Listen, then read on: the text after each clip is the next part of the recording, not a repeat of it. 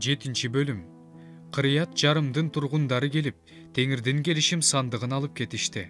Аны дөңдөгү Аминадаптын үйүнө алып барышты. Анын уулу Элазарды теңирдин келишим сандыгын кайтарууга дайындашты. Келишим сандыгын Кырият жарымга койгон күндөн кийин көп убакыт өттү. 20 жылдай болду. Бүткүл Ысрайыл эли теңирге кайрылды. Ошондо Шемуэль бүт Ысрайыл элине мындай деп айтты: Эгер силер теңирге бүт жүрөгүңөр менен кайрылып жатсаңар, анда өз араңардан бөтөн кудайлар менен Ашераны алып салгыла да, жүрөгүңөрдү теңирге буруп, бир гана ага кызмат кылгыла. Ошондо ал силерди пелиштиликтердин колунан куткарат. Ысрайыл уулдары жасалма кудайлар Ашера менен Баалды алып таштап, бир гана теңирге кызмат кыла башташты.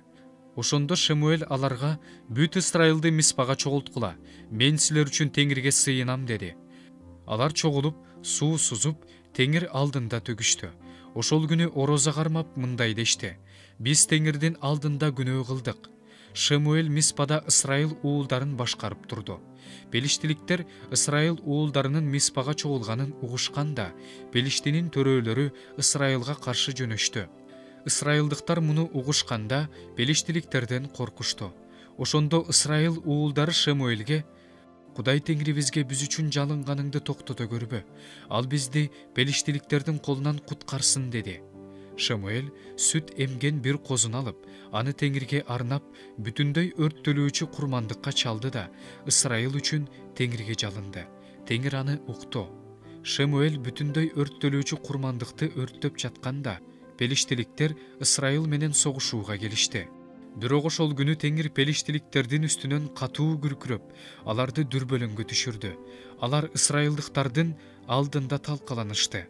Ысрайылдыктар Миспадан чабуулга өтүп, пелиштиликтердин артынан кууп, аларды Бейт Каромго жеткенче талкалап жүрүп отурушту.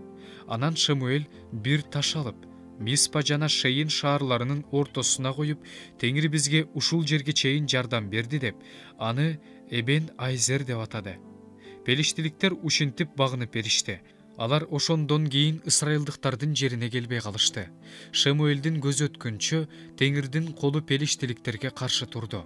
Ысрайылдын пелиштиликтер басып алган Экрондон Гатка чейинки шаарлары Ысрайылга кайра кайтарылып берилди.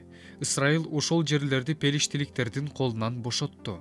Ошентип, Ысрайыл менен аморлуктардын ортосунда тынчтык орноду. Шемуэль көз өткөнчө Ысрайылда башкаруучу болду.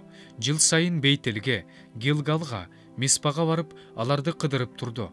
Ал Ысрайылдын ушул жерлеринин баарын башкарып турду. Андан кийин Рамага кайтты. Анткени анын үйү ошол жерде эле. Ошол жерде ал Ысрайылды башкарып турду.